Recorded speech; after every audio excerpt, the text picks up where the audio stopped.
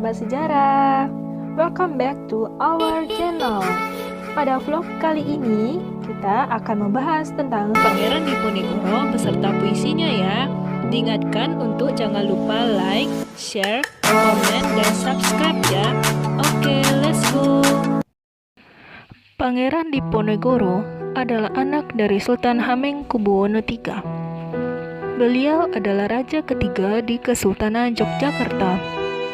Pahlawan yang kelak memimpin Perang Jawa ini lahir pada tanggal 11 November 1785 di Yogyakarta. Nama kecilnya adalah Mustahar. Ibunda Mustahar adalah selir yang bernama R.A. Mangkarawati yang berasal dari Pacitan.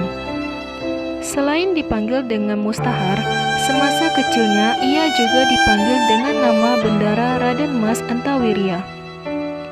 Sadar karena kedudukannya yang hanya sebagai anak seorang selir, Diponegoro menolak keinginan Sultan Hamengkubuwono III untuk diangkat menjadi raja. Ia menolak mengingat ibunya bukanlah permaisuri. Biasanya, di kalangan kebangsawanan,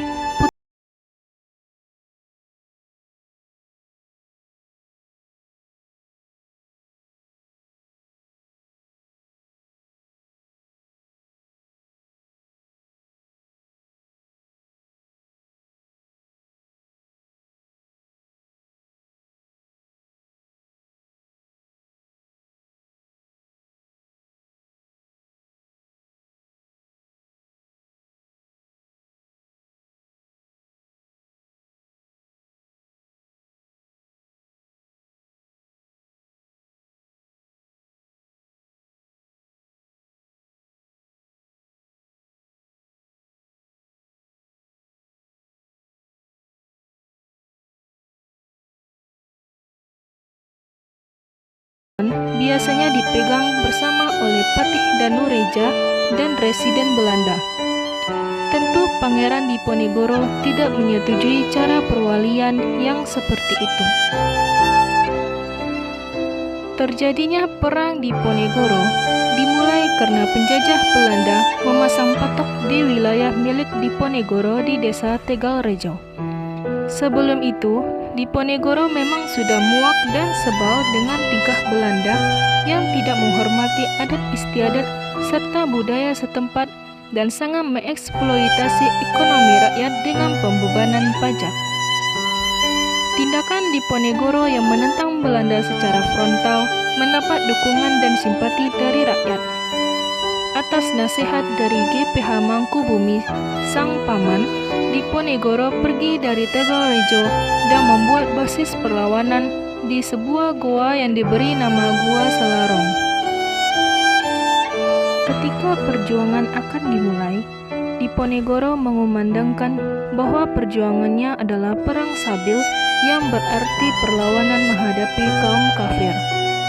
Teriakan perang sabil yang dikobarkan Diponegoro efeknya sangat luas bahkan sampai ke wilayah Kedu dan Pacitan. Salah satu seorang tokoh ulama dari Surakarta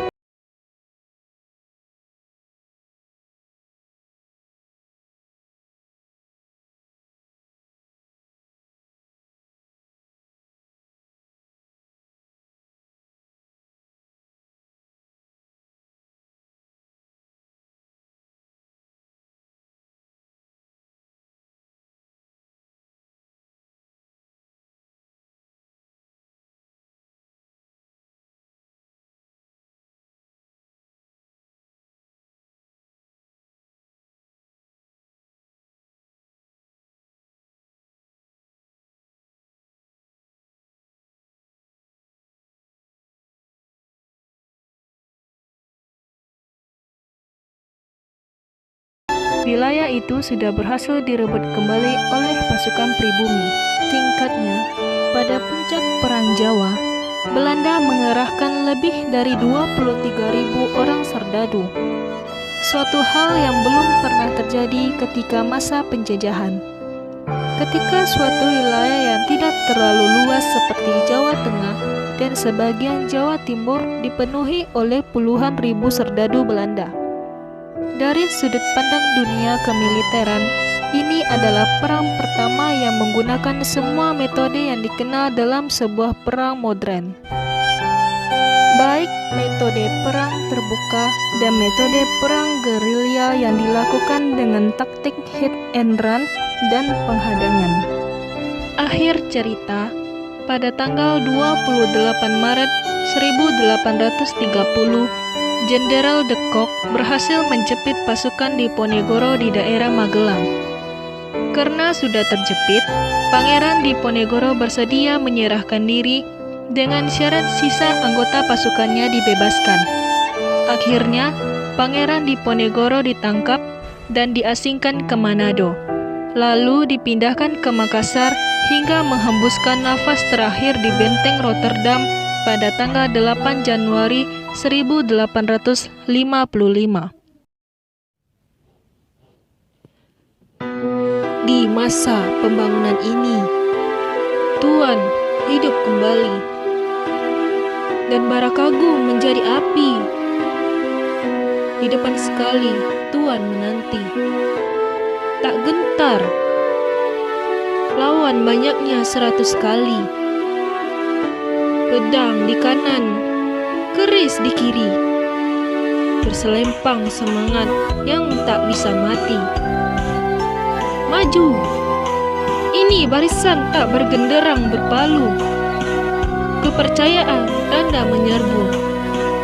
Sekali berarti, sudah itu mati.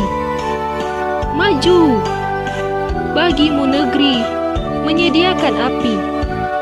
Punah di atas menghamba, binasa di atas ditindas. Sesungguhnya jalan ajal baru tercapai jika hidup harus merasai. Maju, serbu, serang, terjang. Februari 1943.